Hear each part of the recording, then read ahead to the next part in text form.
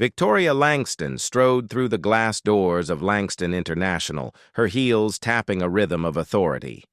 At just 35, she was a self-made CEO in the luxury cosmetics industry, a powerhouse in stilettos with a reputation for brilliance and arrogance. Her latest challenge? Finalizing a $1 billion expansion deal with a prestigious conglomerate based in Switzerland. The meeting would take place in Geneva. Everything was planned down to the minute, except for the driver. "Is that my ride?" Victoria frowned, eyeing the sleek black Mercedes parked curbside at JFK. Holding the door open stood a tall, impeccably dressed black man in his mid-40s.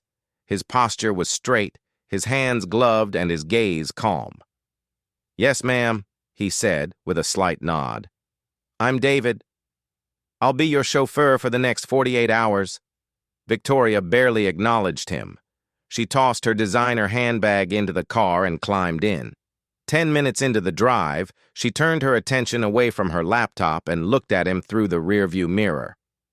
"So, David," she said, stretching his name like a yawn, "do you just drive, or do you do magic tricks too?" David glanced in the mirror and smiled politely. "Only when required, ma'am." She laughed dryly. "Good. Just don't get lost. GPS is a gift for people who, well, you know." Her tone dripped with condescension.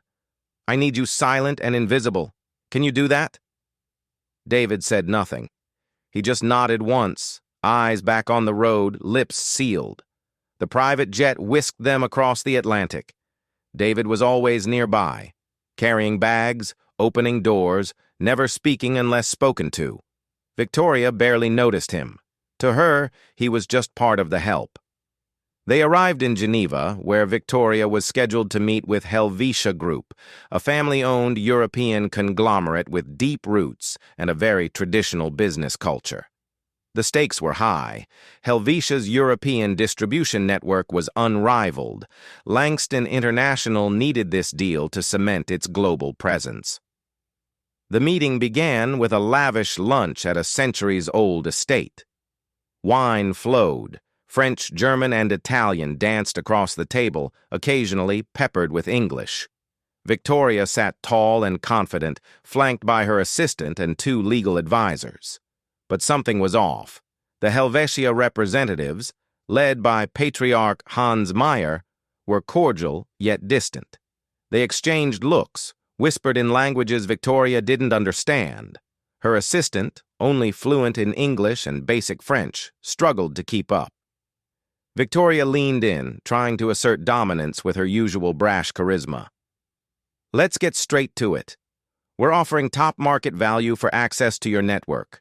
The terms are competitive," Hans responded with a polite nod, but continued in Swiss German to his associates. Victoria frowned. "Can someone translate what he just said?" Silence. Her assistant shook her head helplessly. Then came a voice from the corner of the room. "He said your offer is acceptable, but they're concerned about cultural alignment.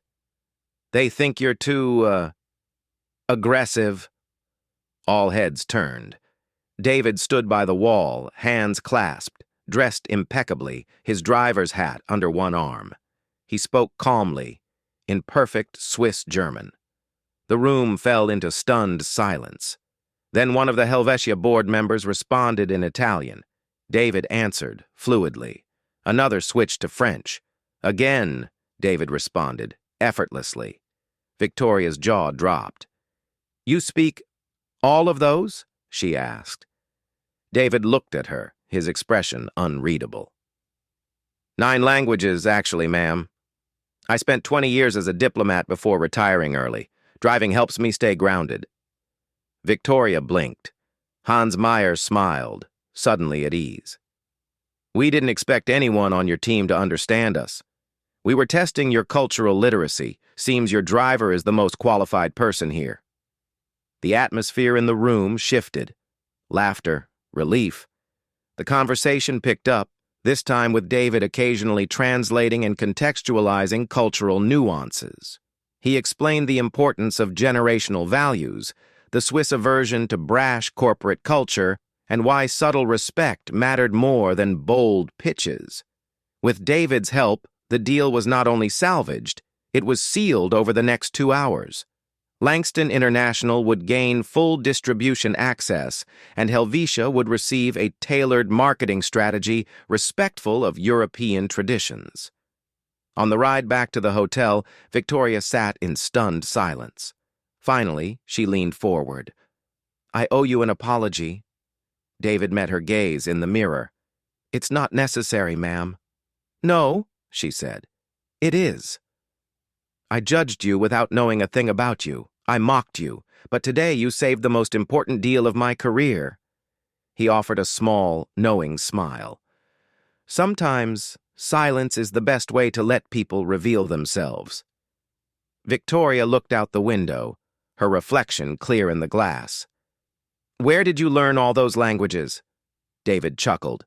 "Grew up in D.C., mother was a translator for the UN. I joined the State Department young. Learned a lot by listening more than I talked." She nodded slowly. "Would you ever consider not driving?" He raised a brow. "I could use someone like you on the executive team," she said. "Cultural strategist, global advisor. Name your title."